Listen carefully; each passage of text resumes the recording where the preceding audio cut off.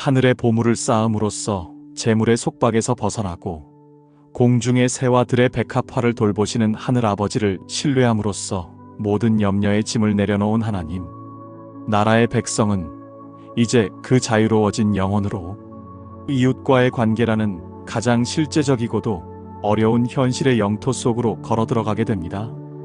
예수님께서는 이제 우리의 시선을 하나님과의 수직적인 관계와 우리 자신의 내면적인 상태에서 공동체 안에서의 수평적인 관계로 섬세하게 이끄시며 그 모든 건강한 관계의 대원칙이 되는 위대한 명령, 비판을 받지 아니하려거든 비판하지 말라를 선포하십니다. 이 말씀은 아마도 산상수훈 전체에서 세상 사람들에게 가장 널리 알려져 있으면서 동시에 가장 심각하게 오해받고 있는 구절일 것입니다. 많은 사람들은 이 말씀을 모든 도덕적 판단을 거부하고 누구도 나를 판단할 수 없다고 주장하는 이기적인 관용과 도덕적 상대주의의 근거로 사용합니다. 그러나 예수님의 의도는 결코 죄에 대한 영적인 분별력을 포기하라는 것이 아니며 공동체의 거룩함을 위한 사랑의 권징을 무시하라는 것도 아닙니다. 오히려 이 명령은 우리 안에 깊이 뿌리내린 교만과 위선이라는 영적인 질병을 남김없이 폭로하고 다른 사람의 삶을 최종적으로 판단하는 하나님의 고유한 자리에 스스로 앉으려는 우리의 교만하고도 신성 모독적인 시도를 근본적으로 금지하는 훨씬 더 깊고도 준엄한 가르침입니다. 위대한 변증가 C.S. 루이스는 그의 명저순전한 기독교에서 인류의 모든 죄악 목록에 가장 꼭대기에 자리 잡고 있는 것이 바로 교만이라고 단언했습니다. 그는 교만을 단순히 자기 자신을 높이 평가하는 것을 넘어 본질적으로 경쟁적인 속성을 가진 완전한 반하나님적인 마음의 상태라고 규정했습니다. 교만은 다른 사람보다 더 똑똑하고 더 아름답고 더 의로워야만 만족을 얻기 때문에 필연적으로 다른 사람을 깎아내리고, 오늘 우리는 이 말씀을 통해 비판의 본질이 무엇이며 그것이 왜 그토록 위험한지 경멸하며 비판하는 행위를 통해 자신의 존재 가치를 확인하려 합니다. 다른 사람을 비판하는 행위는 바로 이 교만이라는 영적인 암세포의 가장 교묘하고도 흔한 전이 증상입니다. 그리고 비판의 유혹을 넘어 진정으로 형제를 사랑하고 세우는 관계의 길은 어디에 있는지를 루이스를 비롯한 교회의 위대한 스승들의 지혜와 함께 깊이 묵상하게 될 것입니다. 예수님의 첫 번째 선언은 단호하고도 절대적이며 그 안에는 거스를 수 없는 영적인 법칙이 담겨 있습니다. 비판을 받지 아니하려거든 비판하지 말라. 너희가 비판하는 그 비판으로 너희가 비판을 받을 것이요 너희가 헤아리는 그 헤아림으로 너희가 헤아림을 당할 것이니라. 여기서 비판하다로 번역된 헬라어 크리노는 단순히 어떤 것에 대해 분석하고 평가하는 중립적인 의미를 넘어 마치 최종 판결을 내리는 재판관처럼 다른 사람의 동기와 인격 전체를 섣불리 단정하고 가혹하게 정죄하는 부정적인 의미를 담고 있습니다. 그것은 겉으로 드러난 몇 가지 행동을 근거로 그 사람의 마음 중심과 그의 영원한 운명까지도 판단하려는 하나님의 고유한 권한인 최종적인 심판의 자리를 스스로 찬탈하려는 지극히 교만한 시도입니다. C.S. 루이스는 이러한 마음 상태를 경쟁적인 자기 찬미라고 불렀습니다.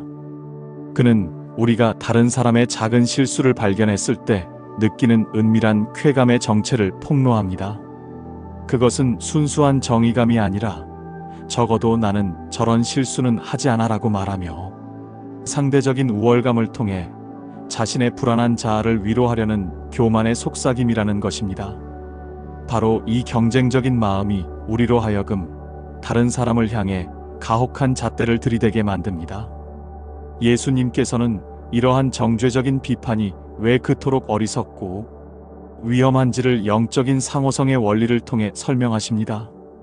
너희가 비판하는 그 비판으로 너희가 비판을 받을 것이요. 이것은 단순히 인과응보의 법칙을 의미하는 것이 아닙니다. 이것은 하나님 나라의 엄중한 영적인 질서에 대한 선포입니다. 즉, 내가 다른 사람의 연약함을 판단하기 위해 사용하는 그 가혹하고 무자비한 기준이 결국 마지막 날에 하나님께서 나의 연약함을 심판하시는 바로 그 기준이 될 것이라는 두렵고도 떨리는 경고입니다. 20세기 신학의 거인 칼 바르트는 하나님과 인간 사이의 무한한 질적 차이를 강조하며 죄인인 인간이 다른 죄인을 최종적으로 판단하려는 시도 자체가 얼마나 주제넘고 불경한 신학적 모순인지를 역설했습니다. 오직 십자가의 은혜로만 구원받은 우리가 동일한 은혜가 절실히 필요한 다른 형제를 정죄의 시선으로 바라보는 것은 우리 자신이 받은 그 엄청난 은혜를 스스로 부정하고 걷어차는 자기 모순적인 행위일 뿐입니다. 루이스의 표현을 빌리자면 그것은 마치 빚더미에 앉은 파산자가 옆집의 작은 빚을 문제 삼는 것과 같은 희극입니다. 그러므로 비판하지 말라는 이 명령은 마지막 심판대 앞에서 하나님의 헤아릴 수 없는 긍휼을 입기 원하는 모든 자들이 반드시 순종해야 할 생존의 법칙과도 같습니다.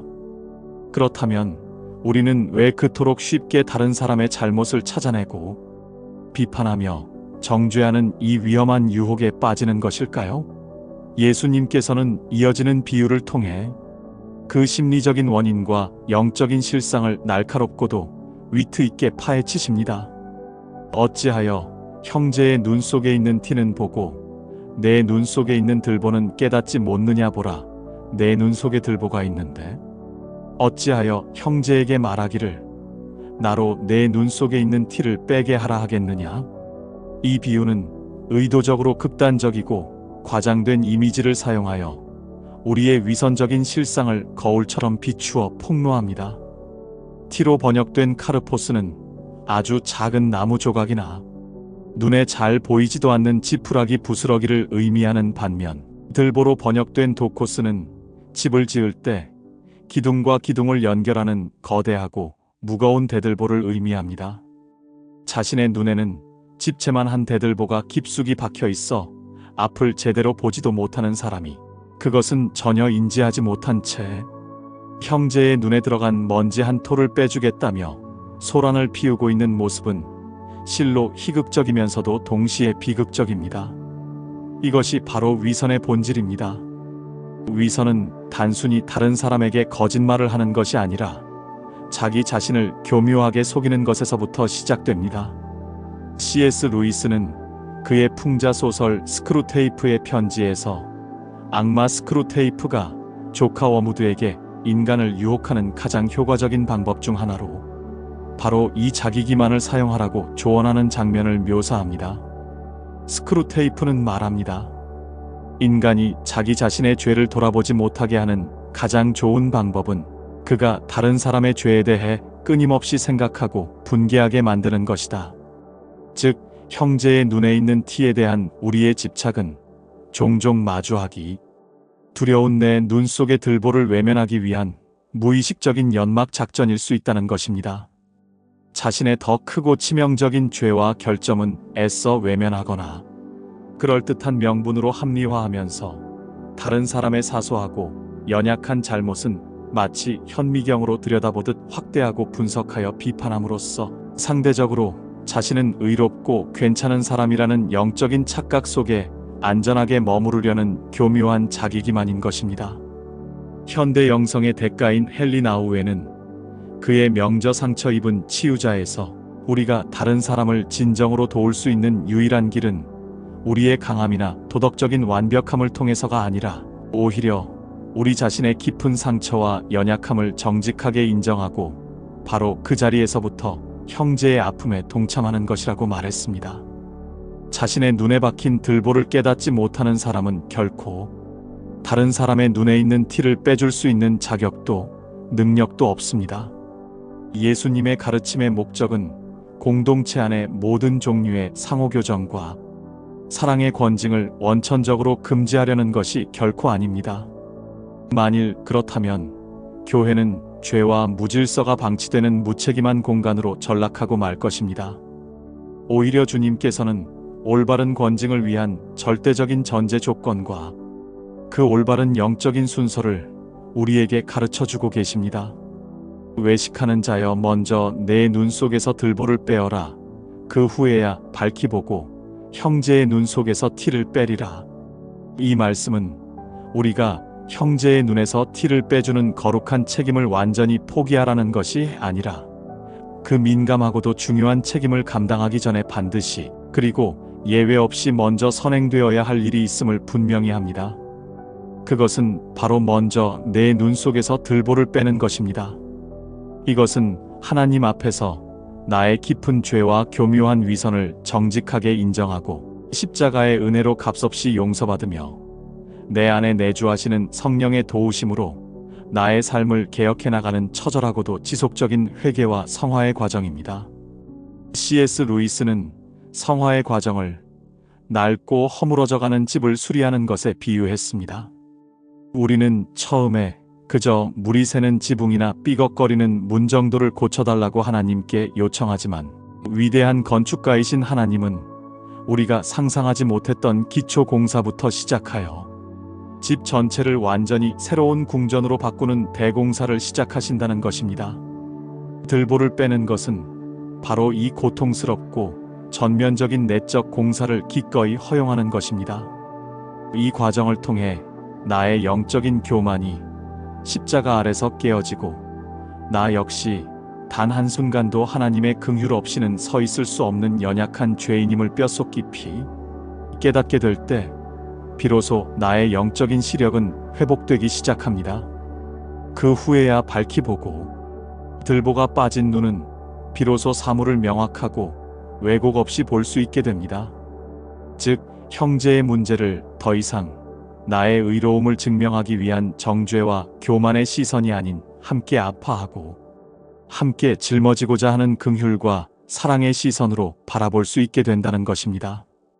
그리고 바로 그때 우리는 비로소 형제의 연약한 눈 속에서 아주 조심스럽고도 부드럽게 티를 빼줄 수 있는 영적인 자격을 얻게 됩니다. 여기서 티를 뺀다는 행위는 더 이상 폭력적이고 거친 비판이나 정죄가 아니라 상처 입은 형제가 다시 회복되어 공동체 안에서 온전하게 세워지도록 돕는 사랑과 지혜가 필요한 섬세하고도 부드러운 외과 수술과 같은 것입니다.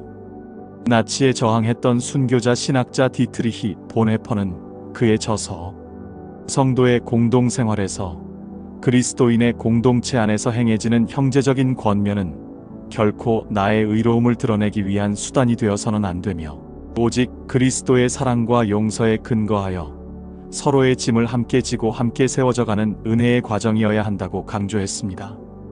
결론적으로 비판하지 말라는 예수님의 이 위대한 명령은 우리를 모든 도덕적 분별력을 상실한 무기력한 방관자로 만들려는 것이 아니라 오히려 가장 높은 수준의 자기 성찰과 영적 성숙으로 우리를 초대하는 거룩한 부르심입니다. 그것은 다른 사람을 판단하는 차가운 재판관의 자리에서 스스로 내려와 하나님의 한없는 긍휼을 구하는 따뜻한 죄인의 자리에 먼저 서라는 겸손으로의 초대입니다. 위대한 교부 어거스틴은 타락한 인간의 마음이 자기 자신을 향해서는 한없이 너그러운 변호사가 되고 다른 사람을 향해서는 한없이 가혹하고 집요한 검사가 되는 경향이 있다고 통찰했습니다. 예수님께서는 바로 이 왜곡되고 불의한 법정을 뒤엎으시고 먼저 자기 자신을 향해 가장 엄격하고 정직한 검사가 되고 다른 사람을 향해서는 그리스도의 무한한 사랑과 용서를 품은 따뜻한 변호사가 되라고 우리에게 명령하고 계십니다. C.S. 루이스는 우리가 천국에 갔을 때 가장 놀라게 될 일 중 하나는 우리가 전혀 예상치 못했던 사람들이 그곳에 와 있는 것을 보는 것이며 또 하나는 바로 나 자신이 그곳에 있다는 사실일 것이라고 말했습니다. 이 말은 우리 모두가 오직 하나님의 전적인 은혜와 긍휼로만 구원받은 존재임을 상기시켜 줍니다. 이 사실을 진정으로 깨달은 사람은 감히 다른 형제를 정죄의 시선으로 바라볼 수 없습니다.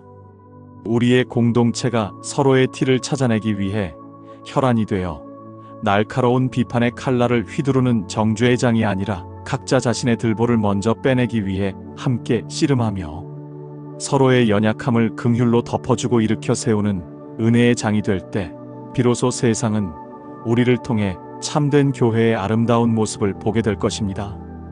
헨리 나우엔이 그의 삶을 통해 온몸으로 보여주었듯이 진정한 영적 권위는 다른 사람을 판단하고 통제하는 우월한 능력에서 나오는 것이 아니라 자신의 깨어지기 쉬움을 정직하게 인정하고 바로 그 연약함의 자리에서 다른 사람과 함께 아파하며 동행하는 섬김에서 흘러나옵니다. 그러므로 오늘 우리의 기도는 더 이상 주님, 저 형제의 눈에 있는 저 보기 흉한 티를 보옵소서가 되어서는 안 됩니다. 우리의 기도는 주님, 불쌍히 여기소서. 제 눈을 가리고 있는 이 거대한 들보를 먼저 보게 하시고 주의 은혜의 손길로 이것을 빼내 주시옵소서라는 눈물의 정직한 고백이 되어야 합니다. 만물의 재판장이신 하나님 아버지, 오늘 말씀을 통해 다른 사람을 판단하는 하나님의 자리에 앉아 있었던 저희의 깊은 교만과 위선을 빛 가운데 남김없이 드러내 주시니 감사합니다. 저희는 너무나 자주 저희 자신의 눈 속에 있는 거대한 들보는 깨닫지 못한 채 형제의 눈 속에 있는 작은 티를 정죄하며 스스로 의롭다고 여겼던 어리석고 눈먼 죄인들입니다. 저희의 이 완악하고 비뚤어진 마음을 용서하여 주시옵소서. 저희의 눈을 열어 먼저 저희 자신의 죄와 허물을 정직하게 보게 하시고 십자가 앞에서 저희의 영적 파산을 고백하며 주님의 한없는 긍휼을 구하게 하여 주옵소서. 저희가 먼저 주님의 그 놀라운 용서의 은혜를 깊이 경험하게 하시고 그 은혜의 힘으로 다른 형제의 연약함을 덮어주고 오래 참으며 함께 세워져가는 참된 공동체를 이루게 하여 주옵소서. 저희의 입술에서 비판과 정죄의 말이 떠나가게 하시고 오직 서로를 살리고 회복시키는 격려와 사랑의 말이 가득하게 하여 주옵소서. 그리하여 저희의 공동체가 세상의 빛과 소금의 역할을 온전히 감당하며 주님께 영광 돌리게 하여 주옵소서. 이 모든 것을 예수님의 이름으로 기도드립니다. 아멘. 이 영상이 도움되셨다면 구독과 좋아요 부탁드립니다.